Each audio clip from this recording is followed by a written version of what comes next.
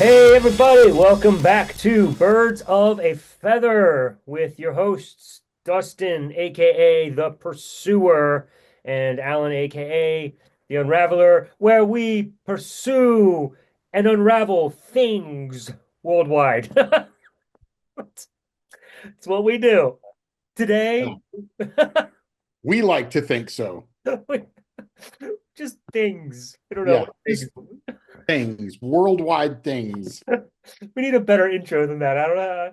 Just be pursuing unravel things. Yeah, that's beautiful. It's perfect. I see you're wearing your fleece thing, which is appropriate for Passover. Yes, yes. Six sheep were sheared for this shirt. Praise the Lord. Amen. So I'm going to set the timer, 30 minutes. Here we go. All right. Um, Today we're going to continue. This is part three of the letter from a presuppositionalist that was trying to convert me back to Christianity and thought that I would be blown away by these points. Um, in further dialogue with this person, uh, it's almost as if the expectation was I would read this and be like, "Oh my goodness, I never thought of any of this. You have won my heart back to the Lord." But that's not at all what's happening. So um, I'm sure there was frustration on that part. But at any rate, we ended the last episode with reading this sentence. I'll read it again, and then we're going to launch into the questions that he has and see where we go. He says, since you profess atheism, my friend, I would ask you a few simple questions. Here we go. If there is no God, then you must believe in the eternality of space, time, and matter, or that these things came into existence at some point out of nothing. This is cosmic evolution.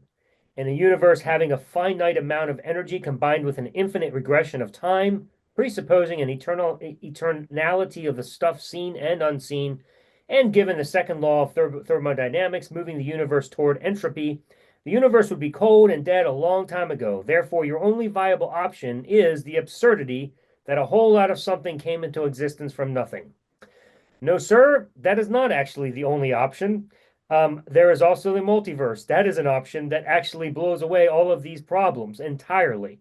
Can we prove it? There, No, but you can't there's prove God. simulation theory, which is another interesting that Neil deGrasse and other scientists are quantum physicists are exploring. So don't you just love the arrogance of Christians? It is either this Or or nothing. if it's It's not God, yeah. yeah, it's and the other thing is it just I know this guy doesn't like me. He's probably a super sweet, sharp guy, but this thing is dumb. Okay. Even let's say, which you have before, you like I know with Don Preston. Okay, I'll grant you divine intelligence Intelligent design. intelligent design. I'll grant you intelligent design. Let's just how in the hell do you go from that to Yahweh and bloody animals and cut penises and pedophilia and a murdered son as a bloodbath covering for babies and adults as a how do you get from that to that? I don't know, Dustin. Can you help me with that? Because I can't. I can't. it's But it's the only viable option. it's the only God that exists It's the only one. because That's the it. Bible, you've I been mean, told. no one can prove it, but that's the one. Right. And what we're going to discover as we go through this next set of paragraphs that he tries to hit us with is a lot of I don't knows. I don't think that's an essential thing to know in order to prove God exists. In other words, his attempt, being a presuppositionalist, is well, if you can't explain this, therefore Yahweh, right? That's the approach, the impossibility of the contrary. And you have Right. to be able to give me an answer for this. And since you can't, therefore I'm right, God is real. Which is No, BS. what's that? Which is BS. Well, it's totally BS. I mean, that's not that like there's so many options between I don't know and Yahweh. Are you kidding me? Like there's no evidence whatsoever to substantiate a God, but you're going to say that because you can't think of any other option, it must be God? That's not accurate at all. No, not only that, but look, let's be honest. you and I know very well, having been in apologetics for so long, that this guy is nothing but a walking double standard. Because let's say that we say, okay, so if I admit to you I don't know, then that must mean you are right. Is that what you're saying? Yes, that is what I'm saying. Okay, are you willing to apply that standard to yourself? If you don't know, then does that mean that I'm right? And whoa, well, I no, I mean, because I guarantee you that dude doesn't know a whole lot.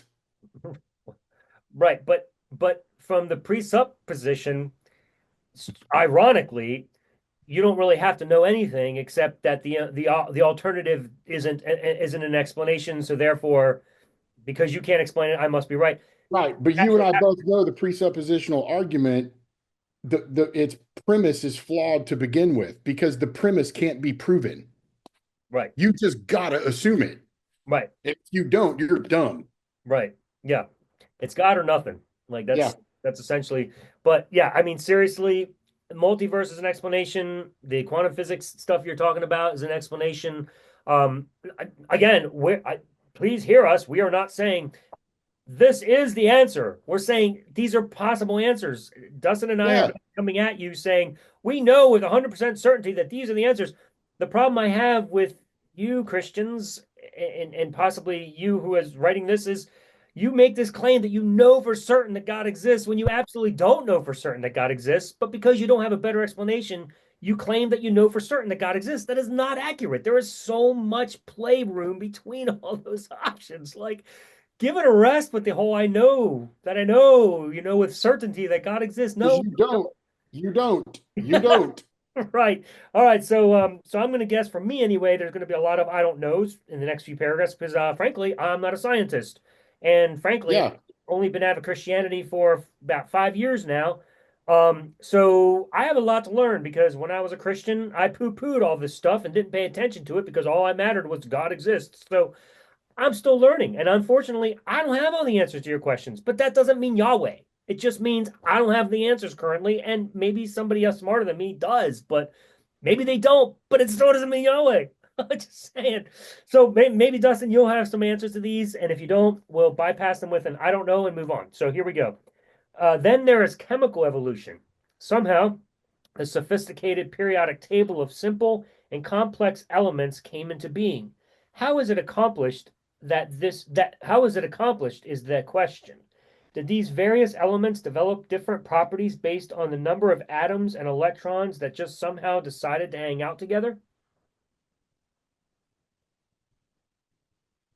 Maybe. Oh, and why not? Why couldn't they? Like Yeah. the only reason you're presupposing that they can't just somehow decide to hang out together is because you require a creation to make this stuff happen. But Well, not just creation, Yahweh. Yahweh specifically, yes, of course. Yes. But I mean, like, look, it's like the Big Bang, right? um the singularity, and there's a lot of hoopla about that from Christians, like, oh, see, it's just random chance out of nothing something comes, you're just blah blah blah. Look, that's not like that. It's if you look at the numbers and you consider, and I forget what the exact figures are, again, not a scientist and I haven't studied it for very long, but from what I understand, the probability of the Big Bang, from the singularity taking place is like like incredible number. That's some 1 million trillion to one or something like that. Right. Whatever it is, whatever that number is, the assumption is, see, it's such a small number, it can never happen. Actually, to the contrary, is if infinity is an existing thing, then at some point we're going to cross that damn number. And when that happens, Big Bang. I mean, it's just common sense that you will eventually hit that after so many tries. I mean, it's going to come around. Well, not only that, but like you said previously, there are other viable options to consider other than the one he presupposes. The only reason he can't consider them is because he's not allowed to. He can only presuppose this one thing. But here's what is funny to me is the greatest minds in the world have thought through these things and come up with these astronomical statistics and these probabilities and all of these things. and tested them over and over and came with the same numbers every time. Yes, and a great many of them never came up with the Yahweh idea ever. It Right, would be a completely preposterous, asinine consideration to them. right, Now, some of them who were Christians began to fit that matrix onto these things and said, "Oh, well, now see, look." And then the philosophical apologetic construct was formed, like the one that we're going through right now. This presuppositional, it's a philosophical construct. That's all it is.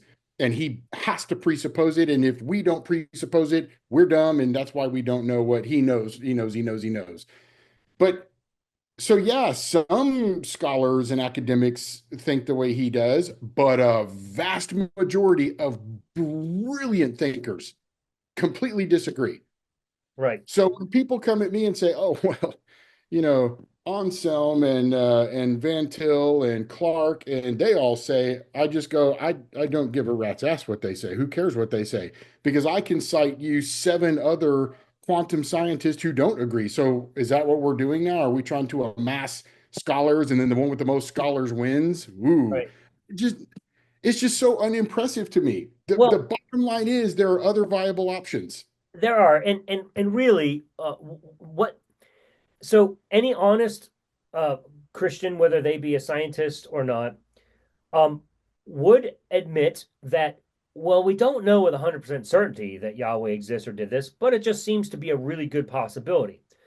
Okay, non-Christian scientists who just study and aren't looking for Yahweh also would say, well, these are some really good possibilities and probabilities, but no, of course we don't know for certain because we're still looking.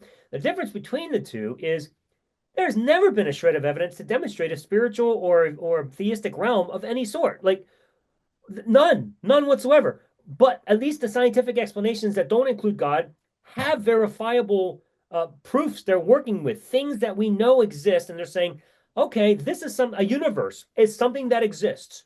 A multiverse solves this. Maybe that happens. Okay, that's a good possibility because we know a universe exists. Just just Yahweh out of the blue. There's nothing that gives us any reason to believe that. You know what I'm saying? Like, Yeah, I mean, man, that's why I'm telling you on the other side of this, hearing this argument, which I know this guy is so impressed with, it, the majority of the people who aren't brainwashed hear this and they go, "This is just really silly," yeah, and it is. it is. Let's go on so we don't spend too much time on these arguments about scientific arguments for the existence of God. He says, then there is stellar evolution. Assuming the Big Bang, after a tiny ball is blown to smithereens, those minute particles somehow formed into astral bodies. Huge quantities of hydrogen and helium new to gather to form stars, and the remainder of all the various elements somehow gathered to form planets and moons. Even though centrifugal force would seem to keep the spin of these bodies to be in the same direction from the Big Bang, somehow some of these astral bodies decided to reverse their spins. Somehow galaxies were formed. Astronomers who embrace the Big Bang theory are troubled by the uneven distribution of matter throughout the universe. I mean, okay, I don't know, neither does he. Let's right. move on. That's it. Yes, maybe they're troubled by it, which is why Yeah. they continue to seek answers. They don't just magically leap to the God of the gaps because they don't have the answer. Yep. It's Yeah. like, I just and I'm just gonna say I don't know and let's move on. yeah, I This don't is know. Move just on. it's beating a dead horse with this goofy Yeah, stuff. I agree. All right, next we have organic evolution, which happens contrary to the principle of abiogenesis, or abiogenesis, as you may pronounce it. Even though contrary to scientific law, a sterile universe, very hot at the beginning, produced a teeming abundance of life out of non-life on Earth and perhaps elsewhere. All right, so my problem with this is he is confusing two different aspects of science. Abiogenesis and um, and evolution, they are not the same thing. Especially when you're talking about this idea of um, teeming abundance of life out of non-life or whatever. Like abiogenesis is one thing because he's going to get into the evolution in the next sentence in the next paragraph. So I suppose I should have read that first, but my preparing for it, They're not the same thing. How abiogenesis works and how evolution works are not the same thing. They don't work the same way. Abiogenesis is a completely different science than evolution. So you can't argue that abiogenesis doesn't work because evolution requires something before it. What was that? Is my phone. Oh, I was like, somebody's talking to me. So let me finish this. Finally, we have macroevolution. Simple life evolved into complex organisms. Evolutionists must embrace the notion that the same mutations happened to the male and female of the same species very close in timing in an uncountable number of instances and in the same geographical area so that these two mutated individuals can mate and conserve these beneficial mutations. Subtract all the harmful mutations, which are the norm, atheists and evolutionists have a steep mountain to climb to account for the complexity of life. Again, I don't see why that's the case at all. I just don't. Yeah, Um, I genuinely don't. We can just move past all this. I'll just say I don't know. yeah, because It's, I mean, because I'm not trying to be flippant, but it's just silly. I mean, because this guy does not know. He does not know either. And he's just all he's doing is regurgitating the same tired crap that people have been regurgitating forever. But when they're pressed, they will admit, well, I don't know. right. Okay, then just shut up.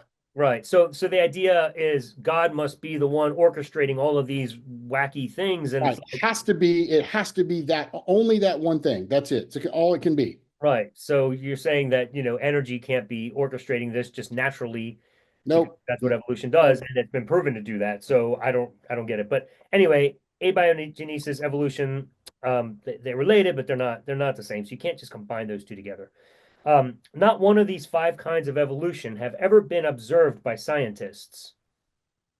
What? Do you think that's accurate? None of these five kinds of evolution have ever been observed by scientists. So you're telling me you're the first person in history to ever come up with these five kinds of evolution, and nobody's ever seen it before you, but you've just made a case that just proves to the world that God exists because scientists have never seen it? Okay, maybe. Yeah. Nevertheless, Yeah. nevertheless, we are told. I mean, in fact, I've heard of all of these. I don't have all the answers, but I've heard of them before I read this letter. So I don't. Man, maybe I came up with them first. So you're the second one, dude. Nope, I'm pretty sure I read about them. Anyway, none of these five evolution have been observed by scientists. Nevertheless, we are told that these things must have happened. Otherwise, we are faced with a creator to whom we are accountable, and we certainly can't have that. Oh, you see that leap? Yes. What a leap. Otherwise, we're faced with a creator to whom we are accountable. Says who? Says who? Yeah, why is that the only other option? What if there's a multiverse? What if there's a simulation theory? What if there is an intelligent designer that just designed it and isn't holding anybody accountable? Right. Or maybe we were faced with Santa Claus or the Easter Yeah, Bunny or yeah, Pixie Fairies, yeah. But no, this one dude who wrote you this flawless, genius, mind staggering paper, he knows it all. It's just, man, and we certainly cannot have smart, that, smart can we? dude. You may think that the atheist has a rock solid case. No, like, okay, all right, I know, dude. I know. right Yeah, there, I we get, know it all. dude, I get so frustrated with people making these points that they are like that atheists are trying to build a case for something. We have no case. Do you not understand this? I don't know how many times I have to say atheism isn't a world view. It's not a belief system. It is literally ground zero, and somebody It's came not up a with proposition. It's a rejection of literally something that can't nothing. be proven. That's it. Like we are not making a rock solid case for anything. We're literally saying you don't have the rock solid case, and that's why I don't believe it. That's the problem here. Don't turn this around and try to claim that I'm making some rock solid case. I'm not even trying to do that. I'm saying you don't have one. Therefore, I have no reason to jump to the God that you believe. That's it. That's all I'm saying. Other than that, I've got nothing. I'm not a scientist. I'm not claiming to be one. I'm not trying to prove a case for multiverse. I'm simply saying, look, there's a lot of other options out here. So I'm just not ready to jump into any of those ships yet. I'm willing to go with the ones currently that make the most sense because you have to make decisions to some degree. You have to live a certain way. So I'm like, this seems to be the most logical possibility.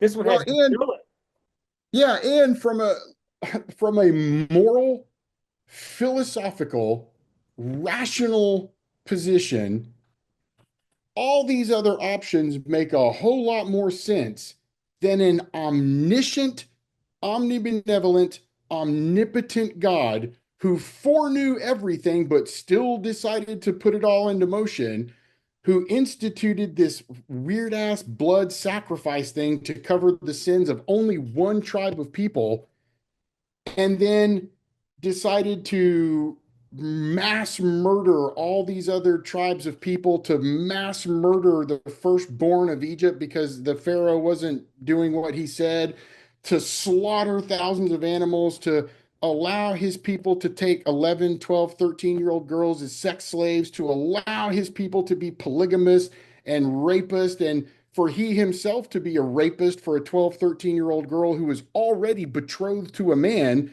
so that he could birth himself into the world, so that he could then torture himself and kill himself, so that other people could take a metaphorical bloodbath and be covered to have chemotherapy over a disease that they never had to begin with. His proposition is retarded. it is insane. Yes. And I'll take all of that over that stupid proposition.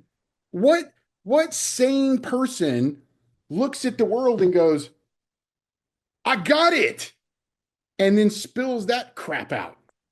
it's nuts, dude. And to your pedophilia thing with Mary, that's not even the first time God did that. Oh, I know. Ezekiel 16 shows God is doing the same thing with Israel, who is at the time of love, which, by the way, in that time was literally just passing puberty. She was about 12, 13, maybe 12, 13 years old. even 16 at the latest. We can grant that. This is our God coming down and doing this with Israel. Like, even if it's metaphor, that's the picture that's being painted, and it's gross, dude.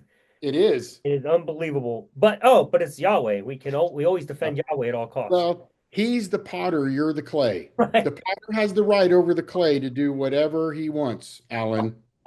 You arrogant bastard who thinks you know Oh, everything, just even though I'm ridiculous. telling you I know everything. It's, dude, yeah. Let me finish Anyway, these last couple of sentences and then we're done with this letter. He says, in reality, so you may think the atheist has a rock solid case. In reality, he lives, oh my goodness, I'm about to blow my lid on another thing. In reality, he lives by faith in his presuppositions as all humans do. In this brief survey, my hope is that you, the reader, will see why the Bible says the fool said in his heart, there is no God. He lives by his faith in presuppositions as all humans do. I mean, okay, sure. Let's talk about the presuppositions that we all live by. I presuppose that I genuinely exist and that I'm not a brain in a vat. I mean, I'm willing to concede that. I have presuppositions that I base my life on. You obviously have those too, because you wouldn't believe in Yahweh if you actually were not willing to grant me that presupposition. So there are obviously certain places that we have to begin, but the difference is I'm still willing to admit I might be a brain in a vat. I don't know. All I can do is base my life on what I think is the most likely possibility, and that is I really exist, and so do you, and I'm not a brain in a vat. And that's why we can dialogue and talk. So to me, that's wonderful. It doesn't require me to take a leap to therefore, if we presuppose we're not brains in a vat, it's got to be Yahweh that created us. And I know it is because there's no other option. Bro, there's so many other options like brains in a vat. That's still an option. So the only difference, the only reason we're willing to dialogue is because we agree on the presupposition that we're not brains in a vat. So, bro, you can't just leap to Yahweh and then turn around and say atheists use the same faith that theists use. No, we don't. It's not even remotely close. It's not the same thing at all. Like nope. they're going to use chair. Oh, you sit in a chair, and every time you sit in a chair, you have faith that the chair holds you up. No, I don't. I use statistics. I see that Evidence.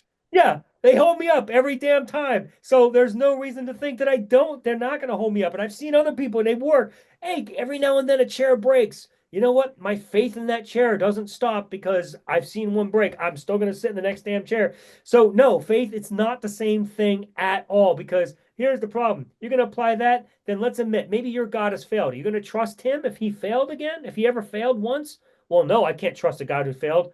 Why not? If you're going to accuse me of using the same faith as you, why can't you trust God the same way if he fails, just like I still get on an airplane even though they crash? That's not the same faith at all, bro. We're not even talking about the same thing, not even the same ballpark.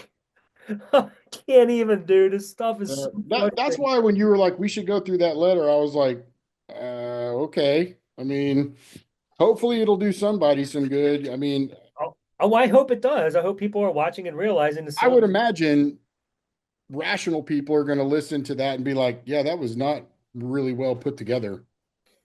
Well, Look, because you and I have conversed with some pretty freaking sharp theological minds, and who I even now, after hearing them, I still have a tremendous amount of respect for them, for their intellect and for their desire to study. I mean, I really do have a profound respect for these people, even though their arguments are just, man.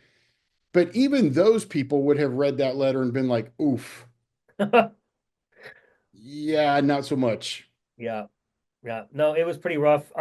But you know, if you out there listening feel so inclined as to send either Dustin and I a letter to try to save us using any sort of argument whatsoever, you'll become famous. Well, I mean, unless you don't want us to use your name, which we won't. Yeah, send it in anonymous. We'll go through it We kept line this by person line. anonymous, but if you Yeah, want us to use your name, we will. You just let us know. But otherwise, we'll because do we it talk anonymous. about things of the world. That's right. But we will discuss it because that's what we do. We pursue and unravel things. So Things. so whatever you send us, we will delight in reading Yes. and unraveling it. We will do it. We will do exactly what we did here. And maybe here's my challenge. Maybe you've got the letter that saves us. Yeah. Maybe you've got the one that demonstrates without a doubt Yeah. that God exists. I'm still looking for that. I'm waiting for that. Like I'm an atheist. I'm also an agnostic for those reasons.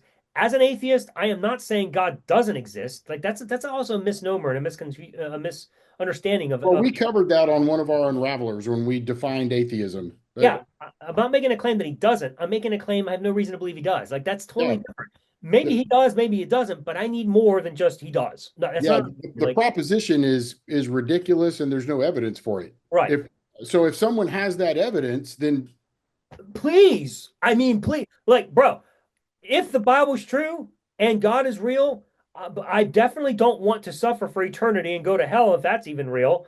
And I'd rather not, be annihilated. If there's a chance to live forever in heaven and this great glorious thing, that by all means, please tell me and save my soul because I would sure like to know how to get into that place. So, they save your soul. what I'm saying?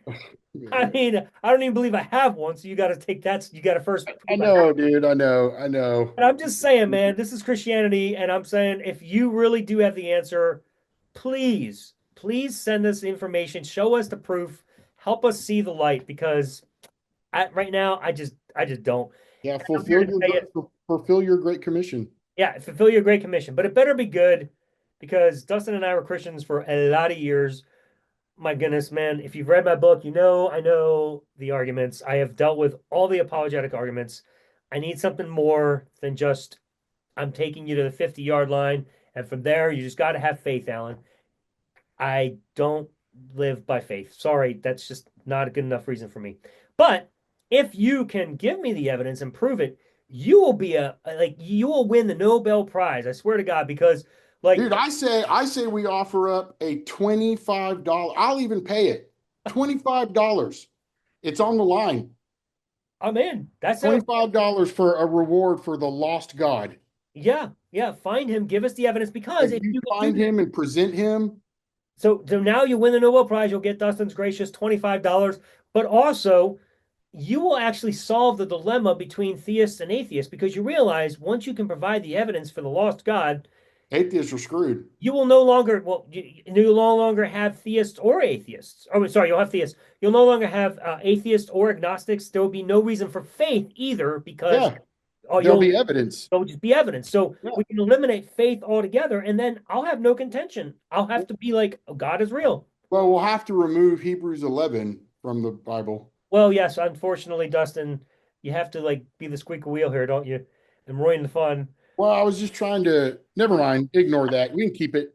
No, you're right, dude. You'd have like that's the problem. You'd have to rewrite the Bible because the Bible literally says it's by faith alone. So we are in a quandary, aren't we?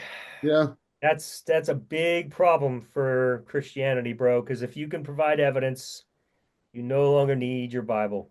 yeah. What are we going to do with that? I That, don't know, man. well, I'm super shocked this guy's letter didn't solve it all, though. all right. Well, if you're a Christian, there's a challenge. Please, by Yeah, all means, give us some content. We enjoy this very, very much. I would love to know that God exists and how you know. And there is our timer. So I'm just going to say next week, y'all are going to be blessed with an amazing show that Dustin and I just got to record this past Sunday with Tristan Gabriel and our good friend Gerald Kratt. That was such a fun show. It was bro. incredible.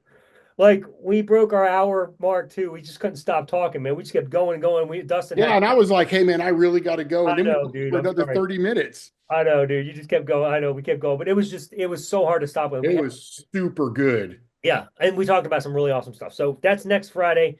Don't miss it. You definitely want to check that out. So, anyway, other than that, Dustin and I will see you in 2 weeks, just the two of us. Otherwise, we'll see you next week with Tristan and Gerald. Y'all have a good day. Bye bye. Take it easy.